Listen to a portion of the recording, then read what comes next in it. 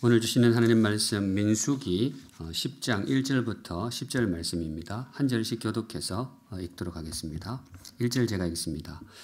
여호와께서 모세에게 말씀하여 이르시되 은나팔 둘을 만들되 두들겨 만들어서 그것으로 회중을 소집하며 진영을 출발하게 할 것이라. 나팔 2개를 불 때에는 온 회중이 회막문 앞에 모여서 네게로 나올 것이요 하나만 불 때에는 이스라엘의 천부장된 지휘관들이 모여서 네게로 나올 것이며 너희가 그것을 크게 불 때에는 동쪽 진영들이 행진할 것이며 두 번째로 크게 불 때에는 남쪽 진영들이 행진할 것이라. 떠나려 할 때에는 나팔 소리를 크게 불 것이며 또 회중을 모을 때에도 나팔을 불 것이니 소리를 크게 내지 말며 그 나팔은 아론의 자손인 제사장들이 불지니 이는 너희 대대의 영원한 율례니라. 또 너희 땅에서 너희가 자기를 압박하는 대적을 치러 나갈 때에는 나팔을 크게 불지니 그리하면 너희 하나님 여호와가 너희를 기억하고 너희를 너희의 대적에게서 구원하시리라. 또 너희의 희락의 날과 너희가 정한 절기와 초하루에는 번제물을 드리고 화목제물을 드리며 나팔을 불라. 그로 말미암아 너희의 하나님이 너희를 기억하시리라. 나는 너희의 하나님 여호와니라. 아멘.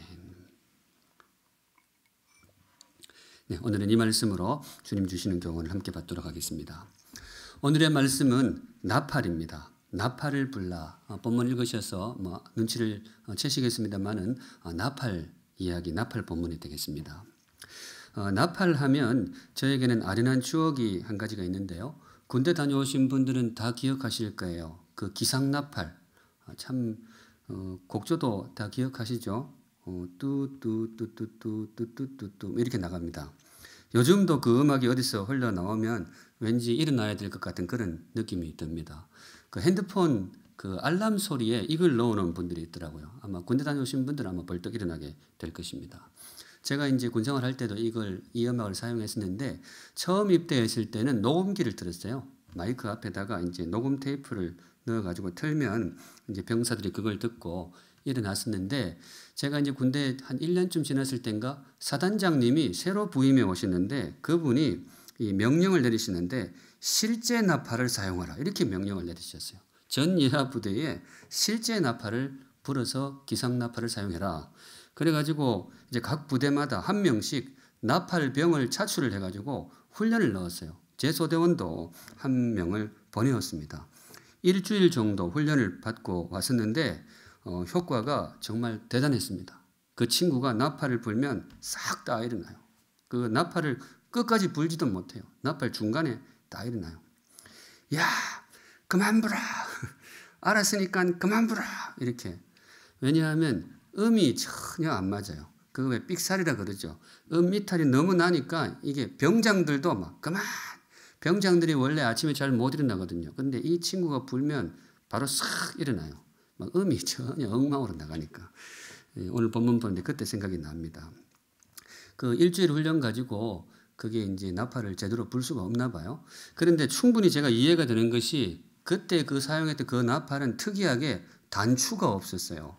왜 트럼펫 이런 관악기 보면 이렇게 조절하는 단추가 있잖아요. 이렇게 해서 하는데 그때 그 나팔은 그게 없어요. 그래서 그걸 어떻게 하냐 그러니까 자기가 배웠는데 그냥 이래 입에 대고 이래 휘파람 불듯이 자기 스스로 그 입 모양하고 바람 세기를 가지고 멜로디를 만들어야 된대요.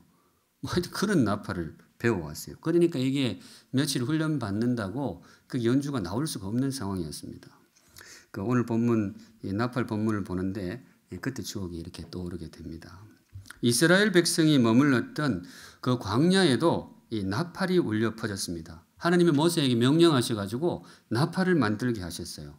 재료가 은인데 이 망치를 가지고 은을 두들겨 가지고 나팔을 2개를 만드셨어요. 2개를 만드셔가지고 제사장들에게 주어가지고 이게 필요할 때 불어라 이렇게 했는데 제가 이제 이 대목을 보는데 문득 떠오르는 생각이 우리 제사장들은 나팔을 잘 불었을까? 이분들은 음이탈이 안 났을까? 그런 조금 민망한 그런 생각이 떠올랐습니다. 물론 잘 불었겠죠. 이분들이 그걸 가지고 40년을 불었으니까 아마 굉장히 잘 불었을 거예요. 그런데 지금 그게 중요한 게 아니고 제가 묵상하고 싶은 것은 하나님이 그 나팔을 왜 불게 하셨을까? 왜 그 광야에서 은나팔을 만들어 가지고 제사장들로 하여금 불게 하셨을까? 그걸 좀 주목해 보고 싶어요. 우선은 이게 뭔가 하면요. 일종의 통신수단입니다. 이 백성들을 이렇게 이끌을 통제하고 질서를 잡아가기 위해서는 이 통신수단이 필요하잖아요. 지금은 이제 방송을 한다든가 아니면 문자를 전송하면 다 알아듣고 소통이 되는데 그 광야 백성에게 그 시절에는 그런 게 없었단 말이죠. 그걸 대신하던 수단이 뭐냐? 그게 바로 나팔이었어요. 3절에 보시면 나팔 활용법이 나오게 되는데요. 나팔 2개를 불 때에는 온 회중이 회막 문 앞에 모여서 네게로 나올 것이요. 모세에게로 나온다는 거죠. 우리 4절은 같이 읽습니다. 시작. 하나만 불 때에는 이스라엘의 천부장된 지휘관들이 모여서 네게로 나올 것이며. 이 사람들을 불러 모아야 될 때가 있잖아요. 그때 나팔을 2개를 동시에 확 불면 온 백성이 나오고 적어도 그쪽을 쳐다보게 하는 거예요. 그런데 하나만 불면 누가 나온다고요? 천부장, 이제 지휘관들이 이렇게 나오는 거죠. 이제 그런 식으로 사람들에게 소통의 수단으로 삼았던 겁니다. 하나님이 참 세심하시죠. 이런 시스템까지 이 지침을 내려주셨습니다. 그리고 또 이게 한 가지 중요한 소통 수단이 있었는데 행진할 때 지난주에 우리가 말씀 묵상하기를 구름 따라 말씀 따라 광야에서 구름이 일어나면 백성들이 이동을 하고 그래서 광야를 40년을 돌았다 그랬잖아요. 그런데 구름이 일어난다고 무조건 백성이 가는 게 아니에요. 구름이 일어나는 거 보고 온 백성이 한꺼번에 일어나서 움직여 있으면 이게 아주 엉망이 되는 거죠. 순서가 필요하고 질서가 필요한데 그때 사용했던 통제 수단이 뭐냐? 그게 또 나팔이었어요. 이 5절에서 7절 그 내용이 기록되어 있었죠. 첫 번째 나팔을 확 불면 동쪽 진영에 있는 지파들이 일어나 출발을 하고 또 조금 있다가 두 번째 큰 나팔을 불면 이 남쪽 진영이 출발하고 그때 이제 지면 편성이 어떻게 되어 있는가 하면 이스라엘 백성들이 제일 한가운데 성막을 세우고요. 그 성막을 중심으로 동서남북 각 방향마다 세 지파씩 그러니까 12지파가 그렇게 지면 편성이 되어 있었어요. 그 이동할 때 이제 이런 나팔 신호에 따라서 질서를 갖춰서 이동을 했던 겁니다. 그러니까 이제 광야 백성들이 그 구름의 지시를 받고 또 나팔의 통제를 받아가지고 그 거친 광야를 40년 동안 이리저리 잘 돌아다닐 수 있었던 것이죠. 그런 용도로 사용됐던 나팔인데 이제 진짜 오늘 설교 본론에 들어갑니다. 이 나팔에 또 한 가지 독특한 용도가 있었어요. 이 무슨 용도가 있는가? 오늘 설교 초점이 여기 있는데요. 하나님을 향한 나팔이었습니다. 하나님을 향한 나팔. 지금까지 제가 이제 나팔의 그 의미, 나팔을 가지고 활용법 소개해 드렸는데 이게 백성을 향한 나팔이었어요. 나팔을 크게 2개를 동시에 불면 백성들이 나오고 하나를 불면 지휘관이 나오고 또 순서대로 불면 진영별로 출발을 하고 이게 다 누구를 향해 부는 나팔이었느냐? 사람을 향해, 백성을 향해 부는 나팔이었잖아요. 그런데 9절하고 10절 마지막 부분에 보시면 이 백성을 향한 나팔이 아니고 하나님을 향한 나팔이 나옵니다. 하늘을 향해 나팔을 불라는 거예요. 2가지 그런 경우를 말씀해 주셨는데요. 9절에 보시면 전쟁에 났을 때 나팔을 불어라. 전쟁을 출발할 때 하늘을 향해서 크게 나팔을 불어라. 백성들 모으는 나팔이 아니에요. 이미 다 진영을 갖추어서 출발하려고 하는데 그때 하늘을 향해 나팔을 불고 싸움터에 나가라. 10절에는 보시면 절기에도 나팔을 불어라. 이 행복한 절기가 돌아왔을 때, 명절이 돌아왔을 때 그때 하늘을 향해 하나님이 계시는 하늘을 향해 나팔을 크게 불라. 이런 용도로 하나님 또 나팔을 사용하게 하셨습니다. 오늘의 말씀, 이 나팔에 담긴 메시지가 무엇일까? 이 나팔을 통해 하나님을 향해 나팔을 불라. 그래서 오늘 제목이 나팔을 불라 이렇게 되어 있어요. 하나님을 향해 나팔을 불라. 이 명령, 그 나팔에 담긴 메시지가 무엇일까? 정말 귀한 메시지가 들어있어요. 여러분들 신앙생활 하실 때 꼭 마음에 새겨야 될 참 여기는 메시지가 들어있는데요. 묵상하실 때 그 나팔의 메시지가 오늘 아침 저와 여러분의 가슴 속에 깊이 새겨지시기를 우리 주님 이름으로 축원합니다. 들어가겠습니다. 첫째, 그 나팔 소리에 담긴 메시지가 뭐냐? 먼저 이겁니다. 들으시는 하나님. 어떤 하나님? 들으시는 하나님. 우리의 소리를 들으시는 하나님. 우리가 나팔을 불 때 귀를 열어 들으시는 하나님. 이 나팔 소리와 함께 온 광야에 울려 퍼진 우렁찬 메시지입니다. 들으시는 하나님. 다른 말로 살아계신 하나님. 그렇게 이해하셔도 좋아요. 살아계셔서 우리의 음성, 우리의 기도를 들으시는 하나님. 사랑하는 샘물 성도 여러분, 나팔의 진실을 마음에 새기시면 좋겠습니다. 성도 여러분, 하나님이 살아계십니다. 믿으십니까? 아멘. 그리고 그 하나님이 들으세요. 우리의 음성을 들어주십니다. 오늘 본문을 통해서 주님께서 온 백성에게 나팔 소리와 함께 우렁차게 선포하셨던 진실이 그건데 어느 대목인가 하면요. 같은 나팔이었습니다. 여러분 본문 보실 때에 이 8절에서 9절로 넘어갈 때요. 그 나팔이 같은 나팔이에요. 나팔의 용도가 크게 두 가지가 있다고 그랬잖아요. 백성을 향해 부는 나팔이 있었고요. 또 누구를 향해서 부는 나팔? 하나님을 향해 부는 나팔이 있었는데 이게 구분이 안 됐어요. 똑같은 나팔을 사용하셨습니다. 제가 보기에 이게 의도적이에요. 나누지를 않고 동일한 나팔을 사용하게 하시는데 뭐냐? 백성이 광야에서 지속적으로 경험하는 한 가지 사실이 있는데 뭔가 하면 나팔을 불면 누군가가 듣는다라는 거예요. 제사장이 나팔을 불면 그게 그냥 사라지는 것이 아니고 누군가가 들어요. 누가 들었죠? 자기들이 들었어요.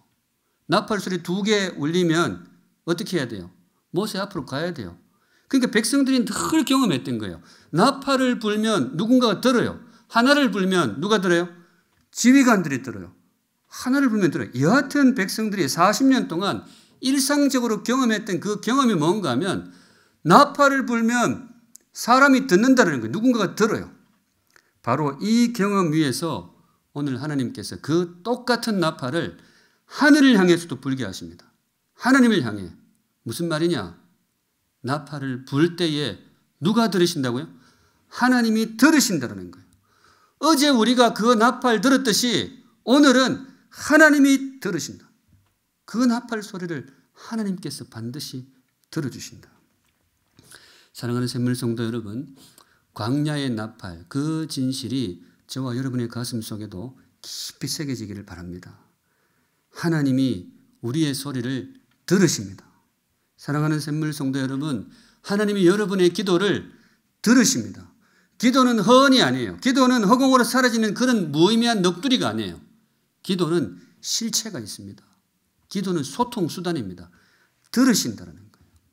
백성이 듣듯이 하나님이 우리의 소리를 반드시 들으십니다. 믿음으로 기도하실 때 그 믿음으로 기도하시기 바랍니다. 그 기도에 주께서 응답해 주실 것입니다.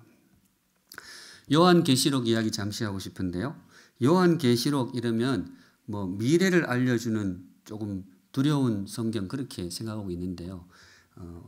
맞는 말인데 조금 아쉬움이 있어요. 요한계시록의 계시가 꼭 미래를 계시하는 게 아니에요.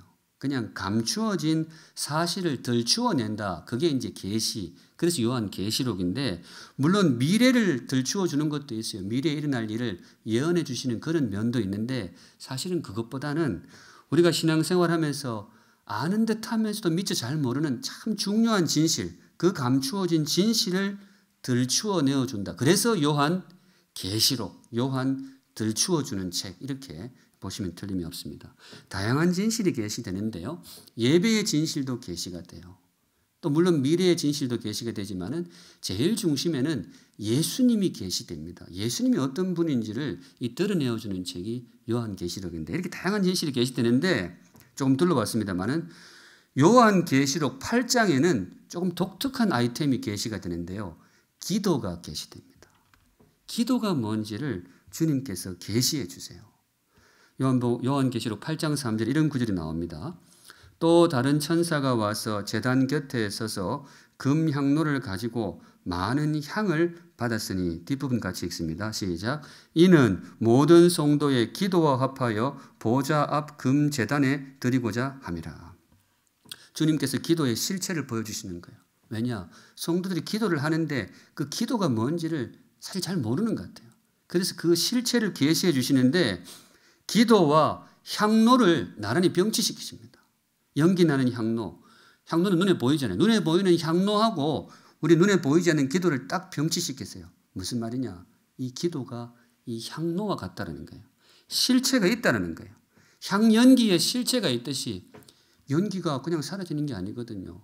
큰 불이 났을 때 연기가 얼마나 사람을 상하게 해요. 그게 왜 그런가 하면 실체가 있기 때문에 그렇거든요. 우리 주님이 말씀해 주시는 거예요. 연기가 실체가 있듯이 기도도 실체가 있다. 더 중요한 대목의 4절에 나오는데요. 뒷부분 4절을 같이 읽습니다. 향년이 시작. 향년이 성도의 기도와 함께 천사의 손으로부터 하나님 앞으로 올라가는지라. 향의 연기가 누구 앞으로? 하나님 앞으로 올라간다는 거예요. 무슨 말이냐? 우리의 기도가 그렇다는 거예요. 우리의 기도가 그냥 허공으로 사라지지 않고 천사의 손을 통해서 하나님께 배달이 된다는 거예요. 요한계시록에 보여주시는 기도의 실체입니다. 사랑하는 샘물 성도 여러분, 기도하실 때에 이 그림을 꼭 기억하세요. 우리의 기도가 절대로 허공으로 사라지지 않습니다. 하나님께로 올라갑니다. 다른 말로 기도는 독백이 아닙니다. 기도는 혼잣말이 아니에요. 기도는 대화입니다. 듣는 분이 있어요. 기도는 독백이 아니에요. 제가 기도에 관한 설교를 할 때면 늘 생각나는 대학 시절 선배가 한 분 있는데 그분이 저한테 이런 말을 해준 적이 있어요. 경락아, 너 기도가 뭔지를 아느냐? 글쎄요. 그랬더니 기도는 말이야. 나 자신, 자기 자신에게 한 번 더 물어보는 거야. 굉장히 멋있게 들리더라고요. 야, 선배는 다르구나. 기도가 뭐라고요? 기도는 나 자신에게 한 번 더 물어보는 거야. 제가 그때 그게 정말 인상적이고 멋있게 들리더라고요. 그러니까 지금까지 기억하고 있죠. 근데 성도 여러분, 이 문장 기억하지 마세요. 이게 말은 멋있는지 몰라도요. 아쉽게도 그 선배는 기도가 뭔지를 몰랐어요. 기도의 세계를 참 아쉽게도 기도의 세계를 모르는 선배였다. 지금은 그 생각이 들어요. 왜냐? 성도 여러분, 기도는 나에게 물어보는 게 아닙니다. 나 혼자 돌아보는 그런 시간이 아니에요. 기도는 대화입니다. 기도는 독백이 아니고 기도는 대화입니다. 기도는 자기 성찰이 아니고요. 하나님을 향한 호소입니다. 듣는 분이 있어요. 나 혼자 중얼하고 내 속을 돌아보는 그런 시간이 아니에요. 기도는 들으시는 상대편이 계십니다.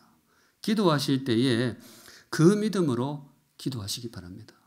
광야의 백성들을 향해서 주님께서 나팔 소리와 함께 우렁차게 새겨주시기를 원하셨던 진실이 이거예요.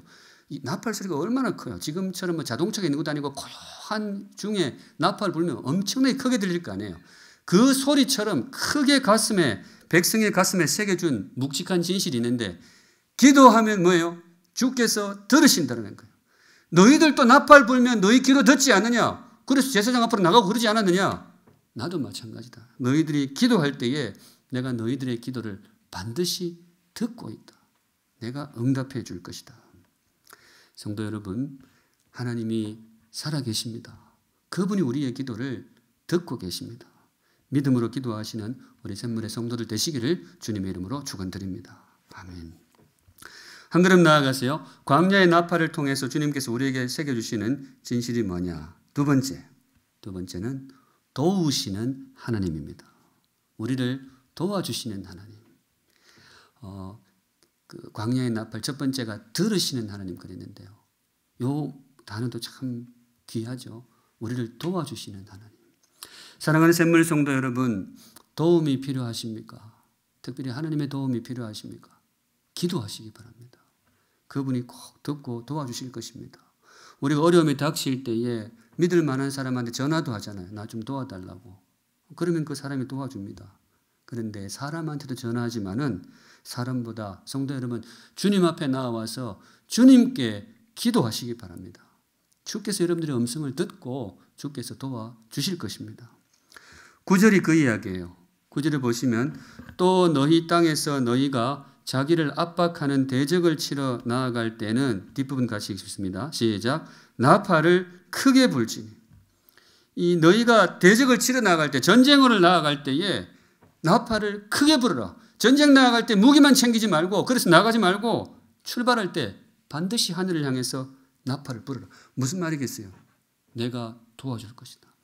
전쟁이라는 것이 누군가의 도움이 제일 절박하게 필요한 순간이잖아요. 그때 여기저기 도움을 요청하게 되는데 사람 도움도 요청하지만은 하늘을 향해 나팔을 불어라. 하나님의 도우심을 구하라. 그때 주시는 약속이 있어요. 뒷부분, 9절 뒷부분 같이 읽습니다. 그리하면 시작. 그리하면 너희 하나님 여호와가 너희를 기억하고 너희를 너희의 대적에게서 구원하시리라.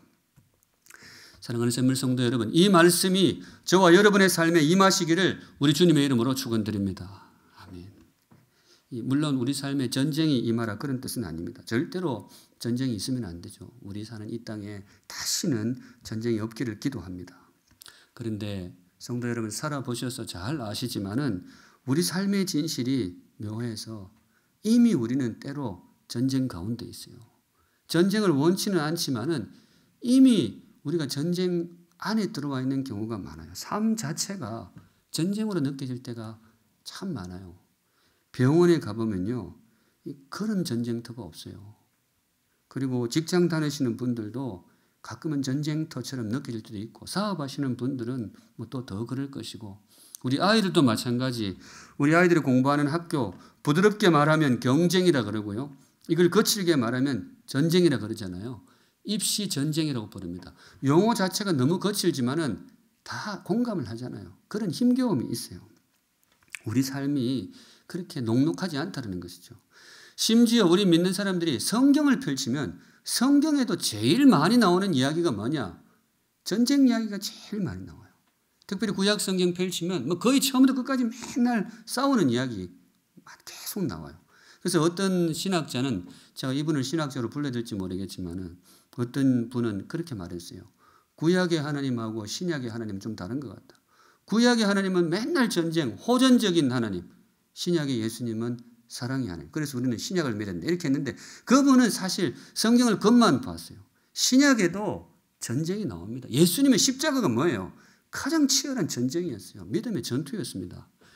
그리고 구약도 마찬가지예요. 왜 그렇게 구약 성경에 전쟁 이야기가 많이 나오느냐?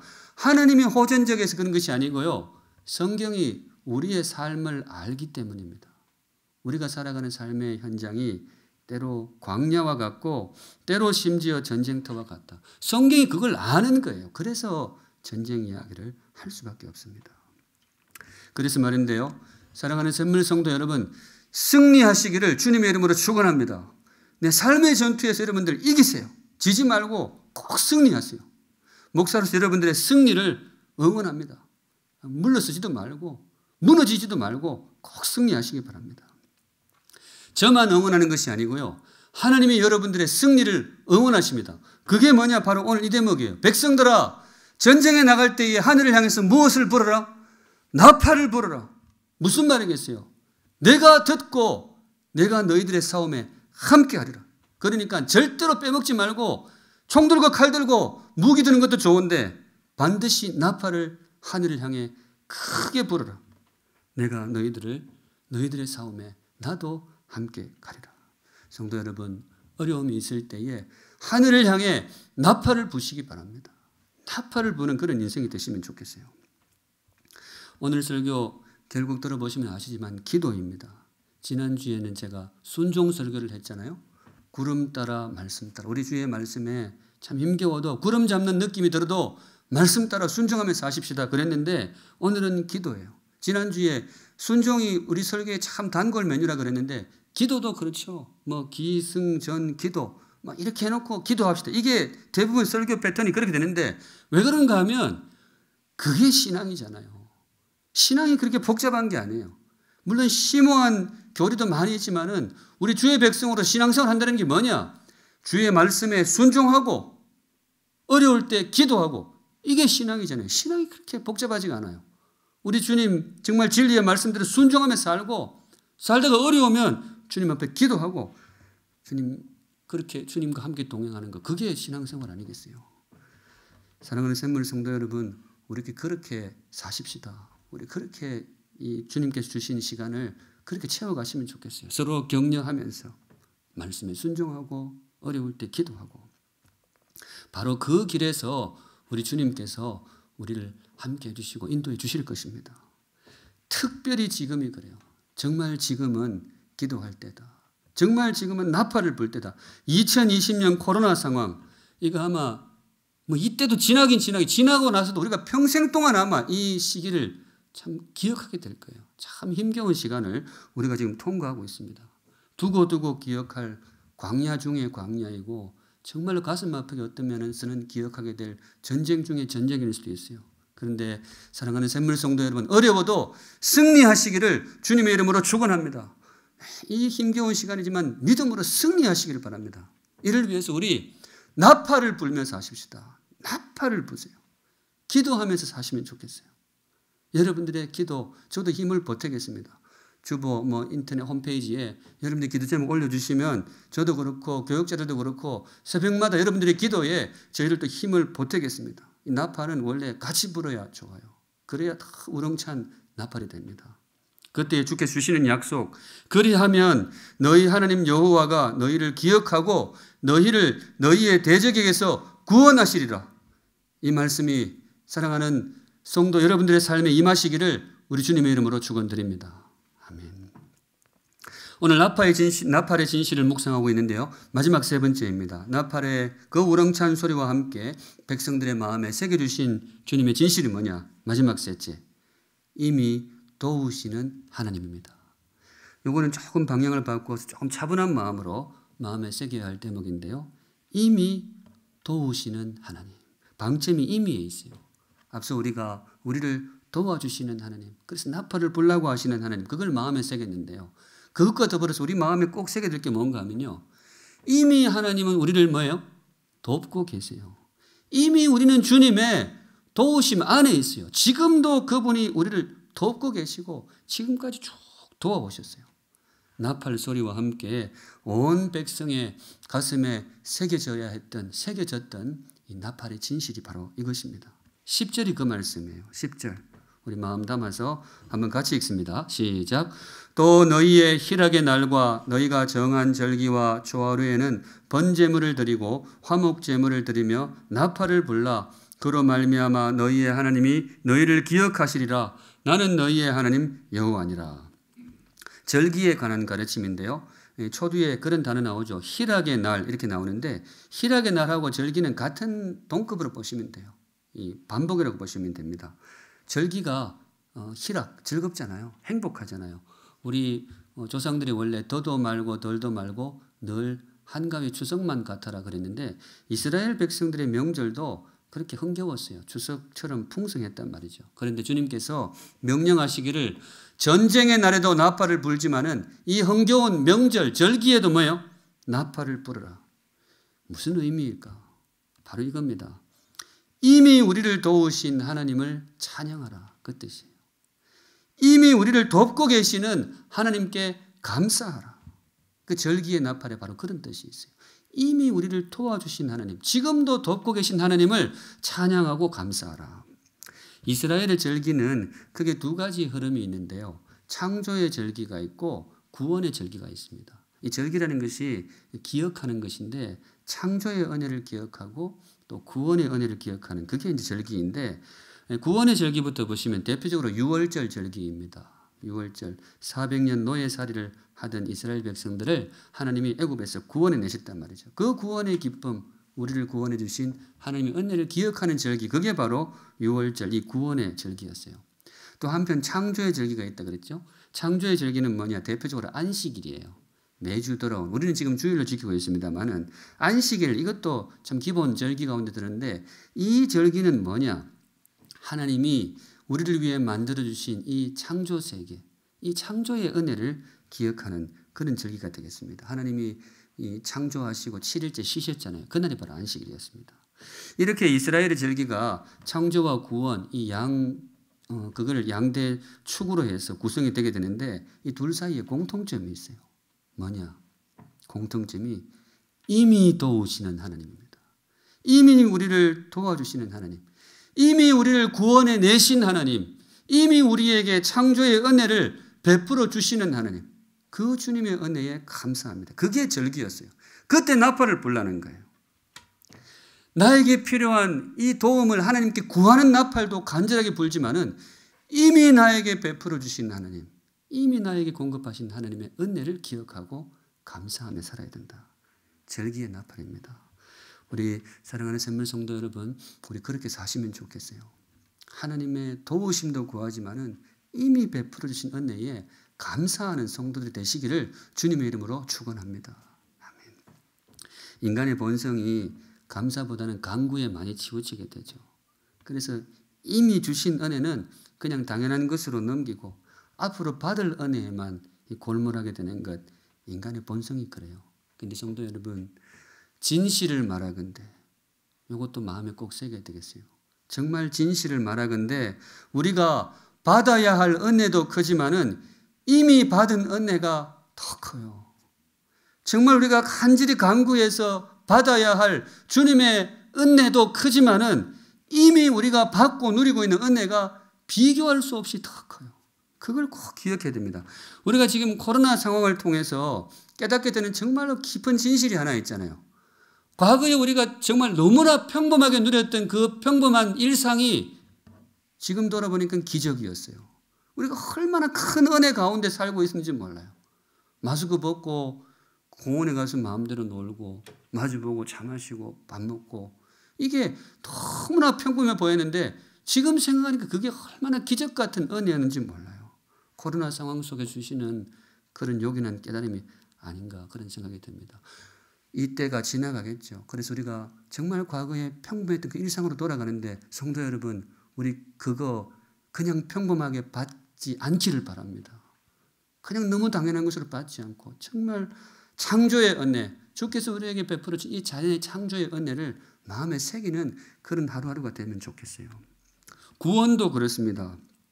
우리가 받고 싶은 이 간구의 제목, 대부분 이 구원, 건져냄이잖아요. 우리 삶에 닥친 구덩이들이 많거든요. 벗어나야 할 구덩이들이 많아요. 경제적인 구덩이도 있고 건강의 구덩이도 있고 관계의 구덩이도 있고 우리를 힘겹게 하는 구덩이가 많아요. 그래서 주님 나를 건져주소서 이렇게 기도를 하는데 우리가 꼭 기억해야 될 것은 이미 건져주신 구덩이가 훨씬 더 깊고 커요. 우리가 지금 건짐받고 싶은 구덩이도 꽤 묵직하죠. 살면서 그런 구덩이들이 힘들어요. 그런데 주님께서 우리를 이미 죄와 사망의 구덩이에서 건져주셨어요. 큰 물줄기는 이미 해결해 주셨어요. 우리가 체감적으로 잘 못 느껴서 그렇지 죄와 사망의 구덩이, 이거 지금 우리가 일상 속에서 당하는 구덩이에 비해서 더 깊고 우리가 도저히 감당할 수 없는 그런 어두운 구덩이인데 우리 주님께서 이미 우리를 건져내어 주셨어요. 큰 희생을 치르고 건져내어 주셨습니다. 예수님의 목숨이 값으로 치러졌습니다. 그분의 생명과 고통을 들여서 우리 인생의 가장 크고 깊은 구덩이에서 하나님이 이미 우리를 건져내어 주셨어요. 우리가 그 은혜 속에 살고 있는 거예요. 그래서 사랑하는 샘물 성도 여러분, 우리의 기도에 간구와 더불어서 감사가 넘쳐나시기를 주님의 이름으로 축원드립니다. 우리의 나팔 소리에 주여 우리를 도와주옵소서 간구의 기도도 뜨겁게 들어가지만은 주님 감사합니다.